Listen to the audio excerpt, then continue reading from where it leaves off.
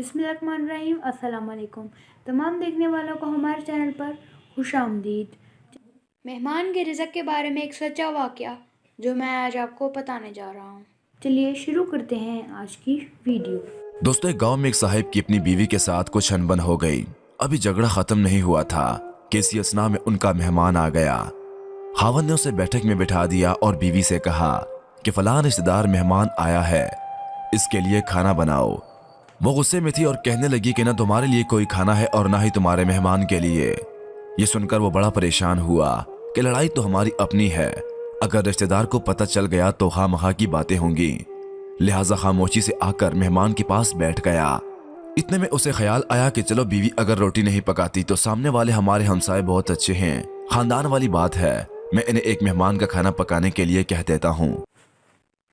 अगर आपने हमारी वीडियो यहाँ तक देख ली है तो यकीनन आपको हमारी वीडियो पसंद आ रही होगी। अगर आपको हमारी वीडियो पसंद आ रही है तो हमारे चैनल को सब्सक्राइब ज़रूर कीजिएगा। चुनांचे वो उनके पास गया और कहने लगा कि मेरी बीवी की तबीयत खराब है, लिहाजा आप हमारे मेहमान के लिए खाना बना दीजिए। उन्होंने कहा बहुत अच्छा, जितने आदमियों का कहें खाना बना देते हैं।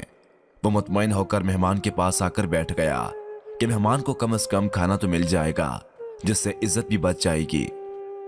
थोड़ी देर के बाद मेहमान ने कहा जरा ठंडा पानी तो ला दीजिए। वो उठा के घड़े का ठंडा पानी लाता हूँ। अंदर गया तो देखा कि बीवी साहिबा तो ज़ारो कतार रो रही है।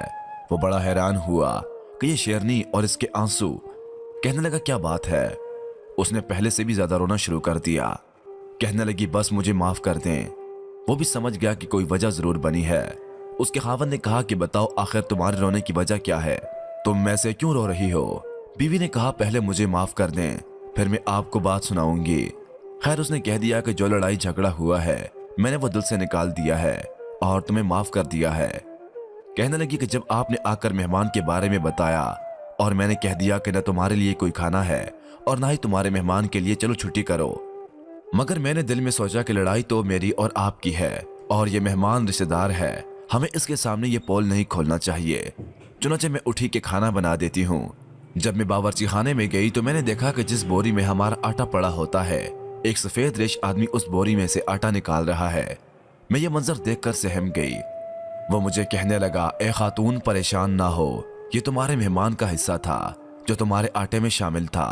अब चूंकि ये हमसाए की घर ही पकना है इसलिए वही आटा लेने के लिए आया हूं।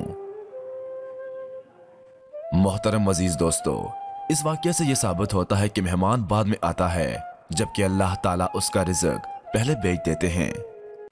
अगर आपको हमारी ये वीडियो अच्छी लगी तो इस वीडियो को लाइक करें और हमारे चैनल को सब्सक्राइब करें।